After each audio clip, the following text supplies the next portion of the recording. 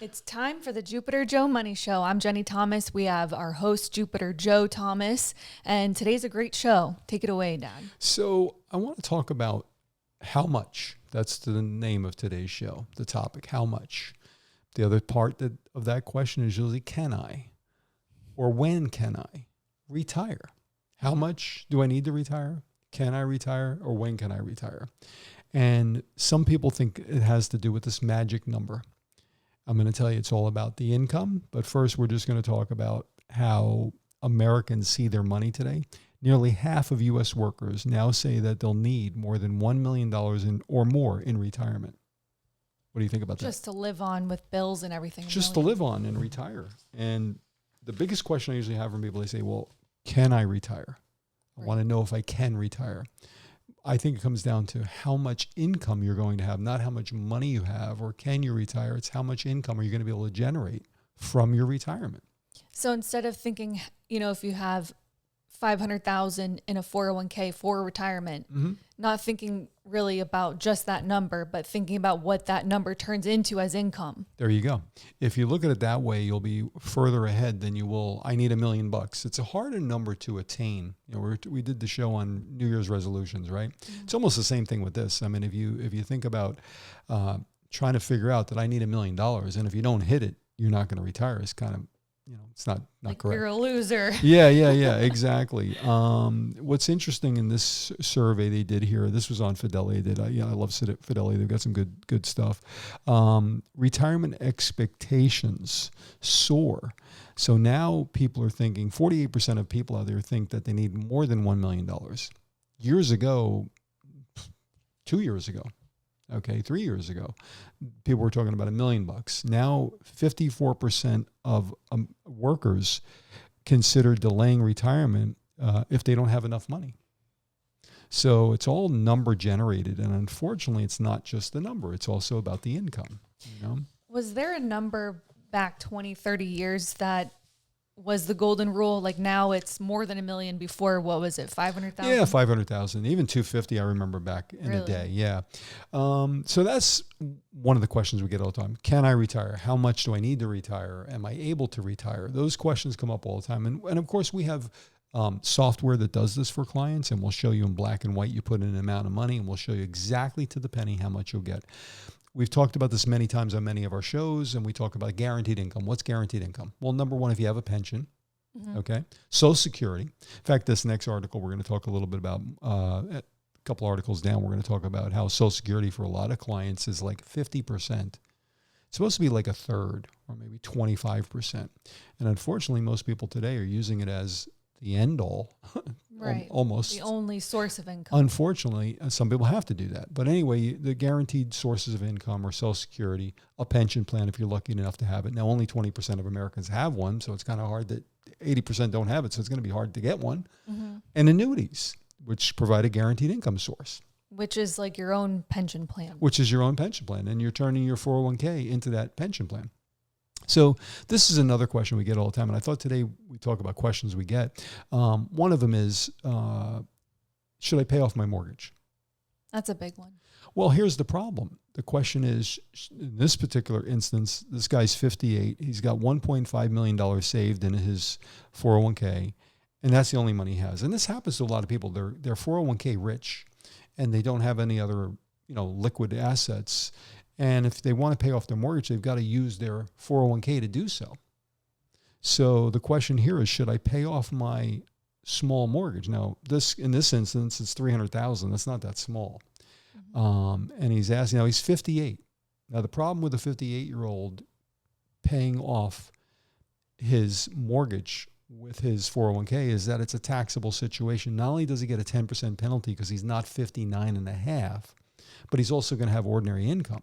So if he pulls out $300,000 to pay off his mortgage, 10% of that $300,000 is $30,000, and then ordinary income, and say 22%, is another $66,000. So he's going to pay somewhere, around $90,000 to pay off $300,000. Oh my God! So it's all about timing. It's all about timing, and I would tell somebody not to take out the last thing they should do is take out of their 401k to pay off their mortgage. If they have the income from the 401k, what do you need to pay the mortgage off for? you know? I mean, now if your interest rate is really, really high on your mortgage, maybe you'll take some of it out to get the payment lower if you're having trouble making the payment. So there's a lot that goes into it. And it's not just an end all to people, you know, hey, you should pay off your mortgage. You're going to retire now. Don't do that. You know, you got to really look at, in fact, in this article here, again, another Fidelity article they're talking about, this is, look at the numbers.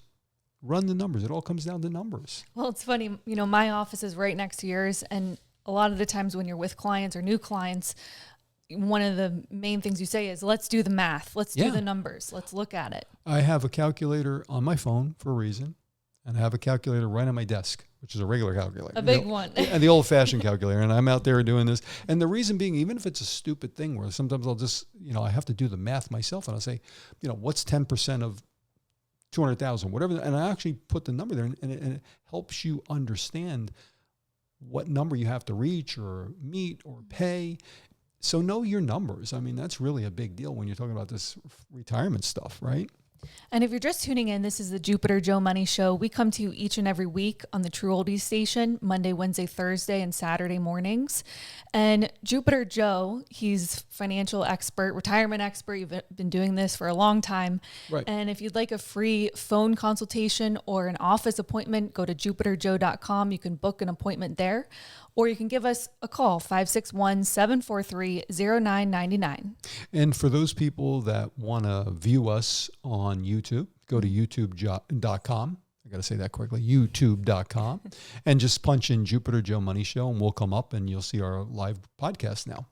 And we're doing this also as a way for people to understand, you know, what we do for a living and how we do help clients. It's important for them to see us. It's important for them to see the tone that we have. You know, this should not be a fast process. You know, I had somebody in the office the other day and we were going into an hour and a half interview. Most of our interviews are about an hour with a client, 45 minutes to an hour. And it was an hour and a half and they were apologizing. I said, look, it's going to take as long as it takes. Mm-hmm. And I had somebody else there waiting that was waiting for us, but they were nice enough. I said, look, I apologize. It's just taking a little longer. They want to make sure they were making the right decisions. So this thing should not be quick. You should take as long as it takes, right? Right. It's not a quick thing. No. This is a good article I found. Financial professionals and clients disagree on key retirement planning conversations. So let me tell you how this works. Financial planners and clients have a conversation, and both of them see the conversation differently than the other person does after the interview. Did he discuss this? Did she discuss that? Did you bring up this topic? So it's important to understand that you got to be on the same page as the person you're actually speaking with. I've had conversations with salespeople. They're in a whole different conversation I'm even having with them. I'm asking about this, I'm asking about that, and they're on something else. You ever have that happen? Yeah, all the time. Well, it reminds me of the different videos that you see on social media where it's like they'll do a dance move. It's like a whole row of people. They'll do a dance move. And then the next person, they do the dance move. And it's completely different by the time it gets to 20 people. I always call it what's that thing called? The telephone? Telephone. Yeah, telephone. Where you play telephone tag. Telephone tag? Is that what? No, no. With the string. Yeah. So anyway, if you talk to one person and then another person, and the whole conversation comes out differently. And that's why a lot of times, we talk about getting a second opinion. And the reason I say get a second opinion, this is important. I'm laughing because get a second opinion from somebody who's qualified to make the opinion. Mm-hmm. Now, I've seen many thousands of clients over the years, and a lot of times when I'll say to somebody, get a second opinion, no problem. And I'll ask them, who are you getting the second opinion from? And they go, oh, my son or my daughter or my cousin. I go, no, why don't you go to another professional and get an opinion? It's important. The quality of the conversation you have and the opinion you get from somebody is important, right? Exactly. So get a second opinion from somebody else. On our next show, we're going to talk a little bit about breaking up with your financial advisor. Mm-hmm. This has been happening a lot to us lately. Yes. I think it's the time of the year. It's the end. It's the beginning of the new year. And at the end of the year, we've had a lot of clients call us and say, hey, Joe, we've been with a financial planner for years, or this person advising us, or Fidelity, or whoever it may be. And they say, we just want to get away from them. Can you help us, please? They're not doing the right thing. We had a client in this morning, and quite honestly, they've had their money in the investment with this particular person. And it doesn't matter, male or female, whoever. And they literally have not made any money in 2 years. Wow. That's not good. You know, if No. you haven't made money in 2 years, or you're not happy with the level of returns, it's time to think about getting a second opinion about your money, right? Second opinion, third opinion, fourth opinion. Whatever it takes. This is an interesting article. Retirees are enjoying life and amid health and financial uncertainties. So it's the article saying that, you know, even though there are some uncertainties financially out there, these people are actually enjoying life, even though there's some real uncertainties like health. You know, I had a client in my office this morning. We were talking, and I said, you know, there's two worries that most people have. Either they're going to run out of money early while they're healthy, or they're going to run out of money later when they're sick because they get sick. Yeah. And think of it's the same concern, running out of money, whether you're healthy or sick. But it's worse, I think, if you run out of money when you're sick. You know, everybody says, oh, that's not going to happen to me. Well, you got to prepare for it. You know, preparation is, 75%, my opinion. Right. So when you were in New York, you had a lot of people who had pensions up in Long Island, around that area. Yeah, Manhattan, police officers, yeah. Do they worry less about running out of money because they have a pension? I've read article after article that 75% of the people who have a guaranteed income source, a pension plan, are less worried and happier.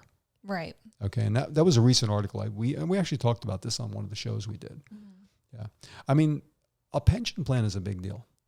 It really is. I mean, you wake up every day and you don't have to worry about your income. Now, if it's not enough income, it's not enough income.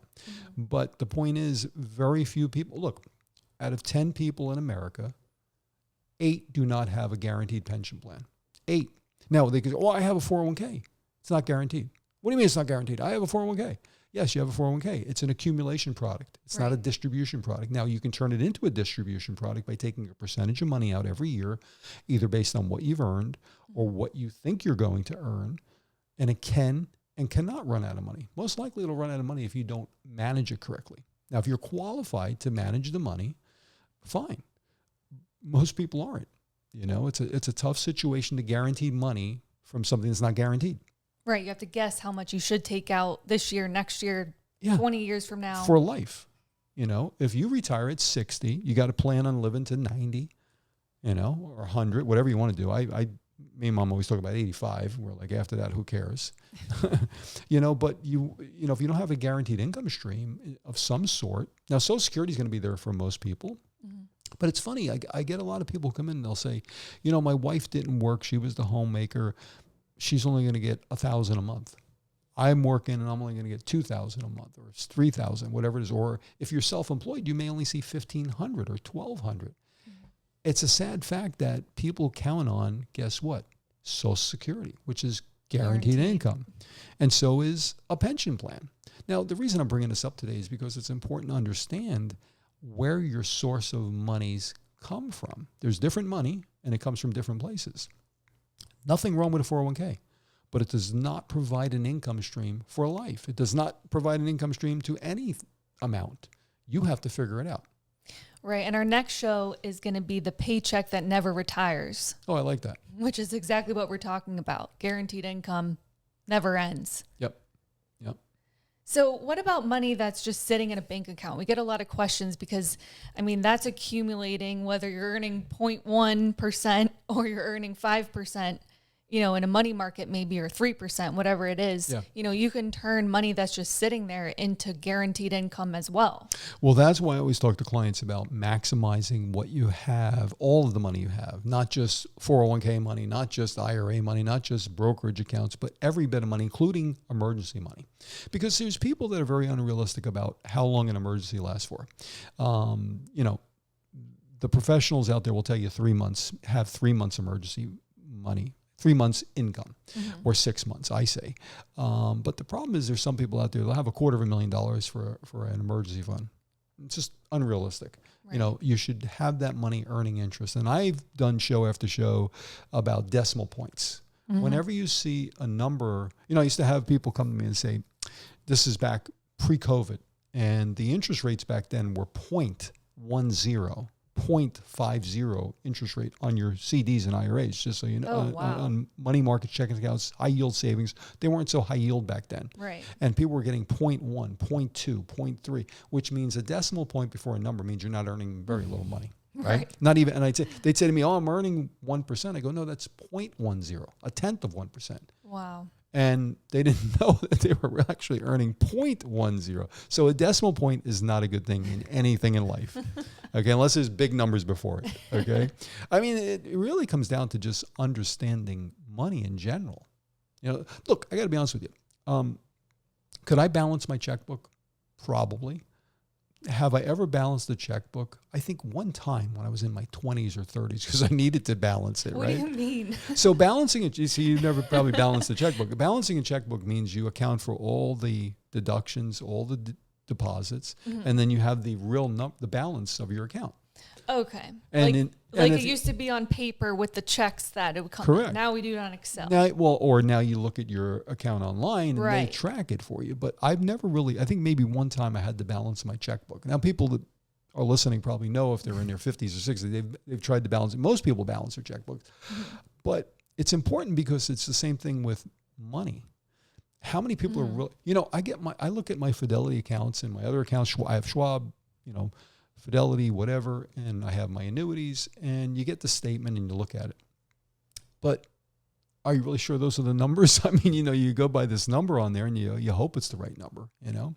Right. Yeah. Sometimes it's a couple weeks off or a week off or something. Yeah. So my point is, you know, it's all about knowing the numbers or having somebody else be accountable for those numbers. Now, that's our job, right? Now, people call you all the time, Jenny, and they say, hey, what's my balance, right? You give it to them. Or how much can I get per month?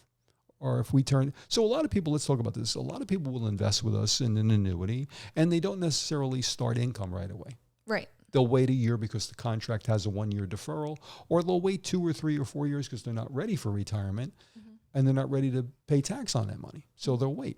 So we get calls all the time and it's really our job to inform people where their money's at. And I think that's the most important part of what we do is the relationship we have with the client of helping them find what their money's doing and how it can help them. Exactly. You know, we get a lot of questions too. I had one this morning from a client and she's still working. You know, a lot of people are still working, but they have these retirement accounts and she has, she's waiting to retire from her current place. So she wants to add and roll over that money to her annuity that we had opened, you know, a couple years ago. Right. So those are other questions we get. Can I add money to this? Can I add money to that? How does this work? Yeah, you know, and I had a gentleman in the office yesterday. I was explaining to him that one of the annuities that we have, it limits you on contributing. You can only contribute for 1 year, 12 months. That's it. Now, whenever something doesn't allow you to add a lot of money to, it means it's pretty good. Okay. If it has an unlimited time that you can add forever and ever and ever, that means they're just looking for you to deposit money. When an insurance company limits a bonus, and we're going to talk about bonuses since we're on the topic, a bonus or an addition feature where you can add money. The reason they limit it is because they don't want to be obligated to too much money. That's smart. That's responsibility of the company. You know, you just can't have a company, you know, hear people say, well, a bonus. The benefit of the bonus for the client is that they get the money up front or later on in their account. But if you have a company that would give unlimited bonuses, that's not good for business. You know, they can only afford to give so much bonus and so much future income. And those income numbers change. I tell people all the time, you know, if you bought an older annuity and versus a new annuity, our payouts are higher now than they were years ago. Right. You know, pre-COVID, numbers were down. That's why, you know, like Al Capola. I was just going to You love Al Capola. Al Capola is a great guy, and we've helped him and some of his friends and relatives. And one of the things we did for him is we got him like 40 or 50% more income. He was going to get $2,000 a month, and we ended up getting $2,900 a month for income. Right. He couldn't believe it. He went to his accountant, who ended up working with us, right? Yep. We had lunch with them, and the accountant said, "What are you worried about? This is a no-brainer." You know, we provided them with the proposal. We provide, you know, when we sit down with a client, let's just talk about something. We just don't make up numbers, and we just don't make up companies. We show you the proposal specifically for your age, specifically the amount you're putting in, specifically when you want to take income out. And then we also give you the brochure of the company. We provide you with that information. Then we're providing you with, if it has a long-term care rider, a doubler, we'll provide you with that information. We disclose to you if there's a fee attached, which most of the income riders with the doublers will have a small fee of about 1.2%. Okay. The fee is well worth it. It comes out of your growth side of the account, not out of the income side of the account. Nothing ever comes out of the growth side except income, period. So these are the things we explain to clients and show clients. And the reason it's important is because people want to know, right? Exactly. And if you have questions for Joe that you want answers to, give us a call, 561-743-0999. You can go to our website, jupiterjoe.com, and you can watch us on YouTube. That's right. We record. And do that subscribe thing. That would be great. I know we don't have a lot of subscribers right now because we're just starting out, but we would love to have you subscribe, and we would love to have you watch us in the future and give us a shot and let us show you what we know about this retirement stuff. It's important today. Let's just talk about money in general. There's so much stuff going on out there. 1 minute you're watching TV and this happens to my money. I watch TV and I watch my Charles Payne show, which I love on Fox. The guy's great. Fox News, they have Charles Payne on Making Money. He's one of the most talented guys there is out there with informing people about money. And one day you watch him and your money's up. And buy this stock and it goes up. 3 days later, it's like the world fell out. It's like now we're invading Venezuela. We're taking their oil. We're going to go to Greenland. And all this stuff affects your money. And I'm not talking about any specific person, whether it's President Trump or Biden or whatever. I'm just talking about in general. It's very volatile right now in this world, right? Mm-hmm. Would you agree with that? Do you think it's more volatile than it was 20, 30 years ago? Absolutely. There wasn't so many crises as there are today. There's always a crisis going on somewhere, something happening. We had bigger things happening back in those days. Yeah, the oil embargo. So in the 70s, there was gas problems, oil problems, and interest rates were high because of Jimmy Carter and all this crap going on. And this is just life in general. But my point being is that today it affects your money more than ever. So even in my own investing, I have a percentage of my money that's safe, secure, and guaranteed, called an annuity. And then I have some money that's in the market that's at risk, but I know it's at risk. Here's the problem with most people today. If you're listening and you own a 401k or an IRA or a brokerage account, and you're in stocks, bonds, and mutual funds, which most people are, it's wonderful when you see the growth potential. But the problem is not everybody makes money, and the problem is that there are people out there that just clearly don't understand what they have, and they don't know how to get from point A to point B. Now, what I mean by that is if you're 62 years of age and you're going to be displaced from your job because they're telling you to leave, or you want to retire at a certain age, how do you get from here to there? How do you get from there to there? Mm-hmm. So from 62 to 65, you're going to retire. How does that process happen? You think HR is going to call you and walk you through that and hold your hand? Not going to happen. No. And how do you get from 65 to 95 or 85? You worked for 30 years. Now, let's say you got a job at 35 and you work until you're 65. Mm-hmm. That's 30 years. Now you got to go from 65 to 95. That's another 30 years. Who's helping you along the way? Think about those things, Now, if you have an annuity, it's on autopilot. It's not a bad deal, So that's the things we talk about with our clients. I would say anybody listening out there, give us an opportunity to earn your business. Let us show you what we know about financial planning, retirement planning, estate planning, more importantly, income planning. Mm-hmm. That's what I specialize in. That's what I've been specializing in. These insurance companies and annuities aren't the greatest things since sliced bread, but they're a product that you need in your life if you want guaranteed income. Forever and ever. If you're a police officer, if you're a public service worker, if you work for the county, the state, the government, you probably have a retirement plan. And it's probably has some kind of guarantees in it called an annuity. Mm-hmm. And many clients that have even Fidelity. The lady came in today and they had already bought an annuity from Fidelity through their insurance division. Mm-hmm. If you have something, let us review it with you. Let us figure out if it's good or I had a client in today. And I said to them, you know what? It's not bad or good. It's just okay, but you have to keep it. So keep it, and it's another investment, you know? And that's the kind of decisions we help you make.